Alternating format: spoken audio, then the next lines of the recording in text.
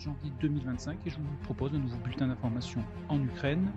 Alors tout d'abord, le président Trump a demandé à son envoyé spécial Keith Kellogg de mettre fin à la guerre en Ukraine en 100 jours. Cela reflète le coup d'envoi de Trump pour le début des négociations. Keith Kellogg, c'est un général à la retraite de l'armée états-unienne et qui a déjà été conseiller en matière de sécurité dans la première administration Trump. La nuit dernière, un nouveau raid de drones ukrainiens a été lancé sur la Russie et plusieurs dizaines de ces drones ont été abattus par la défense aérienne russe et certains ont atteint leur cible comme une raffinerie à Ryazan qui est actuellement en feu. Une nouvelle vidéo qui sera donc disponible en description où 6 prisonniers de guerre ukrainiens ont été exécutés par des soldats russes. Donc âme sensible s'abstenir. La date exacte de la vidéo n'est pas connue. Direction à présent le terrain avec, comme toujours en commençant avec le blast de Kursk. Alors avant de nous rendre sur la ligne de front, je souhaiterais faire un petit point avec vous sur le matériel nord-coréen qui est utilisé par les Russes dans ce secteur. Alors, tout d'abord, ces derniers utilisent un canon automoteur M1989 Koksan de 170 mm. Cela renforce l'artillerie russe. Ensuite, ils utilisent également des missiles balistiques KN-23. Ils utilisent également un dérivé du Tor soviétique, donc ça c'est pour la défense aérienne.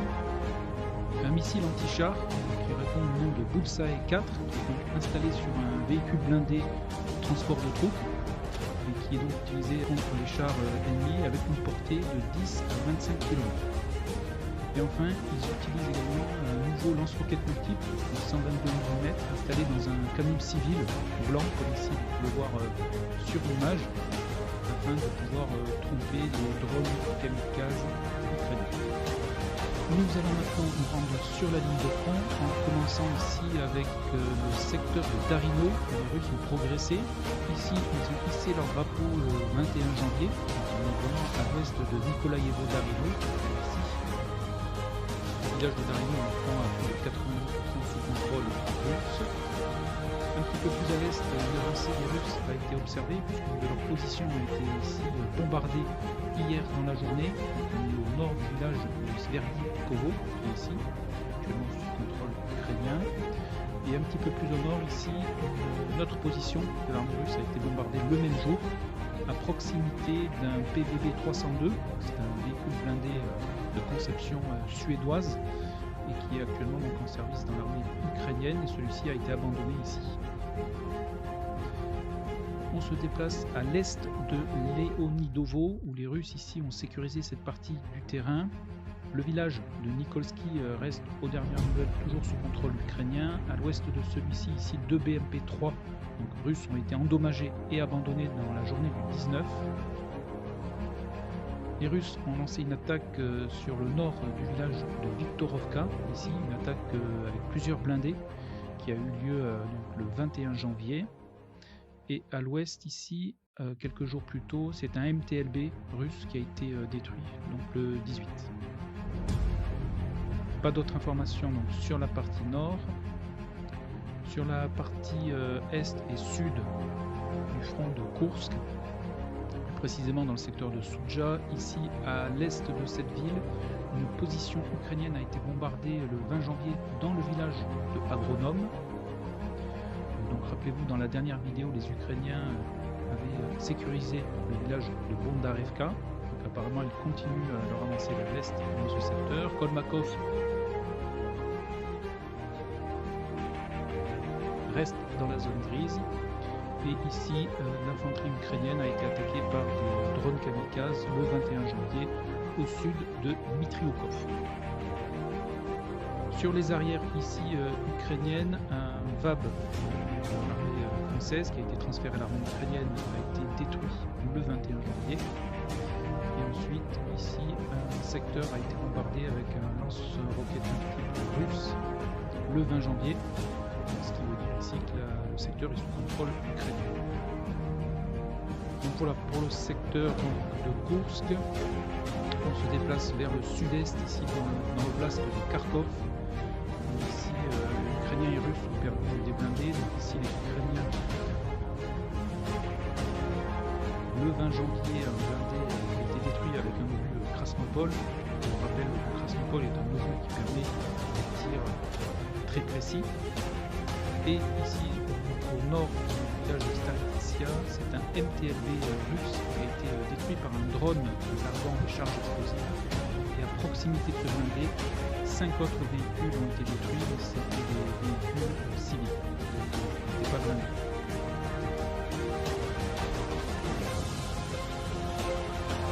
On se dirige à présent sur le front de Luhansk et plus précisément dans le secteur Zorichna. Ici, les Russes ont bombardé une position ici très bien au nord de ce village. Toujours dans ce secteur, les Ukrainiens ici ont perdu un MC-13 qui a été détruit le 22 janvier par un drone larguant des charges explosives. Et les Russes ont progressé ici dans ce secteur forestier au nord du village de Zapadny, qui est ici, qui est actuellement dans la zone grise. On continue le long de la ligne de front. Ici, un nouveau MTLB russe a été détruit le 20 janvier, ainsi que 2 chars dans ce secteur ici, donc sur la commune de Pichanier. Les 2 chars ont été détruits le même jour par des drones kamikazes ukrainiens.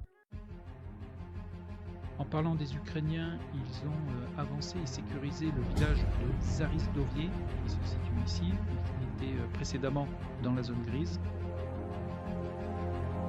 On continue.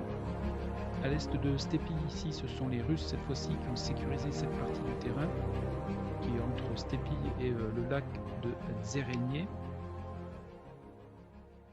On continue le long de la ligne de front de Luhansk. Dans le secteur de Terny, ici, plusieurs blindés ukrainiens ont été perdus. Ici, un des blindés a donc été détruit le 20 janvier. Et la veille, ici, c'est un M113 et un Kozak qui ont été endommagés et abandonnés. Donc ici, quand vous voyez les images encadrées en noir sur la droite, ce sont les images du terrain. Et quand celles-ci sont dans un encadré qui n'est pas à droite, c'est davantage pour votre information, et ce ne sont pas des images tirées du terrain.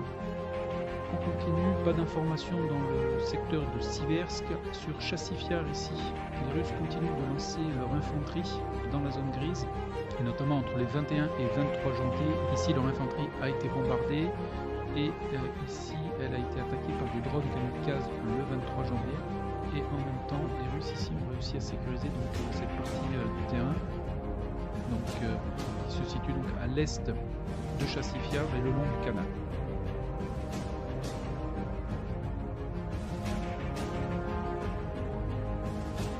Rappelez-vous, dans la dernière vidéo, ils avaient fait sauter ici ce bâtiment qui est actuellement dans la zone grise. On continue et on arrive dans le secteur de Pokrovsk où les Russes ont bombardé la mine de charbon de la ville ici avec un TOS le 22 janvier et les positions de l'armée russe ici ont été bombardées, ce qui veut dire que ces derniers continuent d'avancer dans ce secteur. Et la ville n'est toujours pas à 100% sous contrôle russe. À l'ouest de Toretsk, on note une avancée des Russes entre les villages de Novopaski et de Chernivka. Ici, un gain de terrain qui a été récupéré ces 2 derniers jours.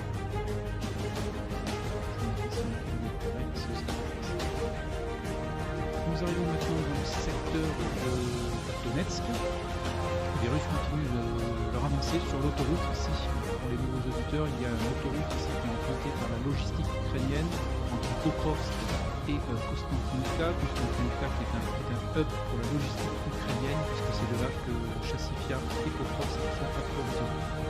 Dans ce secteur, les Russes ont de nouveau avancé. Ils se sont emparés du village de Baranivka, ainsi que des petites portions de terrain ici, toujours en direction de l'autoroute. On continue, on arrive maintenant dans le secteur de Pokrovsk, où sur le sud de la ville, aucune modification. Par contre, sur l'ouest ici, comme vous pouvez constater, les Russes continuent leur attaque de flanc. Ils ont progressé ici à l'ouest du village de Kotlinier, ainsi qu'au sud du village de Oudachny. On continue. Un char russe ici a été détruit le 20 janvier par un drone kamikaze. À l'ouest de Ukrainka, ici les Russes ont continué à avancer et ils ont maintenant progresser au sud du village de Novo-Andriivka, ainsi que sur la partie ouest. Les Russes sont également en train de niveler la ligne de front entre Yasenovie et Sovianka, ici, où plus de 10 km de terrain sont maintenant passés sous leur contrôle.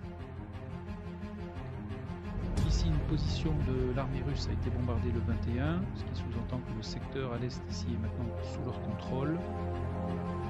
Dans le secteur du village de Shevchenko, ici, une position de l'armée russe a été attaquée par des drones kamikazes à l'ouest du village, ici, le 19 janvier. On continue, nous arrivons maintenant dans le secteur de Dachny, où les Ukrainiens ont été particulièrement actifs entre les 21 et 23 janvier. Alors tout d'abord, dans la journée du 21 à l'ouest de Dachny, ici, c'est un Cosaque qui a été détruit. Le lendemain, les Ukrainiens ont lancé une attaque à l'est de Dachny avec 4 VBL, véhicules blindés légers. Ces 4 VBL ont été couverts assez rapidement par l'artillerie russe. Un de ces VBL a été endommagé et abandonné. L'infanterie a réussi à débarquer, mais elle a également été prise sous le feu de l'artillerie russe. Et en fin de vidéo, les 3 VBL se replient, ainsi que l'infanterie. Et le lendemain, le 23, ici c'est un MTLB, toujours de l'armée ukrainienne, qui a été détruit. Donc malgré les attaques ukrainiennes dans ce secteur, la ligne de front n'a pas évolué, puisque les attaques ont été stoppées par un léger gain de terrain au profit des Russes dans le secteur de Yantarnier. Dans le secteur de Zelenivka à l'ouest, précisément ici, ce sont 2 BRP-2 russes qui ont été détruits le 22 janvier, ainsi qu'un MTLB également détruit ici dans la même journée, le 22 janvier. Je dézoome. Ici, dans le village de Constantinople, c'est un char ukrainien qui a été endommagé par un drone kamikaze le 20 janvier. Voilà pour le secteur donc à l'ouest de Kurapovier. Nous arrivons maintenant dans le secteur de Velika Novosivka. Au nord, ici, c'est un char ukrainien qui a été détruit le 21 janvier par un drone kamikaze russe. Ces derniers ont sécurisé donc le secteur au sud du village de Novikoma, qui contrôle maintenant depuis plusieurs jours. Comme vous pouvez constater ici, les Russes ont laissé l'assaut sur le centre-ville de Velika Novosivka. Ils ont ici érigé donc leur drapeau ce matin, ce qui sous-entend que le secteur est maintenant sous contrôle des Russes, qui donc grâce à leur infanterie ont réussi donc à sécuriser donc, ce terrain ici que vous voyez donc en violet, les gains qui ont été effectués ces 2 derniers jours. La question qui se pose ici, est-ce qu'il reste beaucoup de soldats ukrainiens donc, sur la partie sud de Velika Novosivka, ce qui voudrait dire qu'ils sont en passe d'être encerclés. Et au nord-ouest de Velika Novosivka, ici un groupe d'infanterie a réussi à passer donc, la rivière ici avant d'être bombardé par l'artillerie russe qui est de plus en plus active donc, sur Velika Novosivka. Mais ici, comme vous pouvez donc le constater, la seule évacuation possible terrestre, c'était par l'ouest, mais qui est maintenant sous contrôle des Russes. Et si les Ukrainiens souhaitent quitter donc Velika Novosivka, il y a cette rivière ici qui va perturber cette opération. Donc voilà pour le secteur de Velika Novosivka. Sur le front de Zaporizhia, ici, un sénator de l'armée ukrainienne a été détruit le 22 janvier. Mais pas d'autres modifications le long de cette ligne de front. Donc voilà pour les informations essentielles au 24 janvier 2025. Donc en résumé, les combats continuent sur l'ensemble de la ligne de front avec des gains de terrain pour les Russes à Koursk, sur le front de Louhansk, dans les combats urbains de Chassifiar et de Toretsk également, et ils continuent leur attaque de flanc à l'ouest de Pokrovsk, et enfin, ils ont pris le contrôle du centre-ville de Velika Novosivka. Voilà, et bien écoutez, je vous souhaite une excellente journée, un très bon week-end, prenez bien soin de vous, et à très bientôt.